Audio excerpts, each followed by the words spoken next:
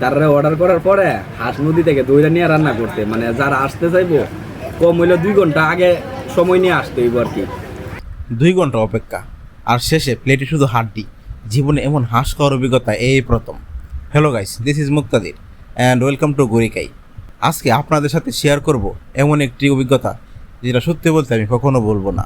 আমরা বাসা থেকে বের হওয়ার আগেই ফোন করে হাঁসের অর্ডার দিয়ে রেখেছিলাম, তাতে গিয়ে বেশিক্ষণ অপেক্ষা করতে না হয়। তো সেখানে পৌঁছানোর পর শুরু হলো একের পর এক, আর মাত্র 10 মিনিট লাগবে। এই 10 মিনিট শুনতে শুনতে প্রায় 2 ঘন্টা কেটে গেল। অবশেষে খাবার এলো, কিন্তু প্লেট দেখে আমরা একদম হতাশ। মাংসের চেয়ে হাড্ডি বেশি, ভালো করে খাওয়ার মতো কোনো মাংসই ছিল না। হাঁসটা ছিল অনেক ছোট, আর মাংসে একটি অস্বাভাবিক গন্ধ ছিল, যেটার কারণে খেতেও ভালো লাগছিল না। এতক্ষণ অপেক্ষা করার পর এমন খাবার সত্যি আমাদের পুরো যাত্রাটা নষ্ট করে দিয়েছে। আমার জীবনে এটাই প্রথম এত আশা নিয়ে গিয়ে এতটা হতাশ হয়ে ফিরেছি।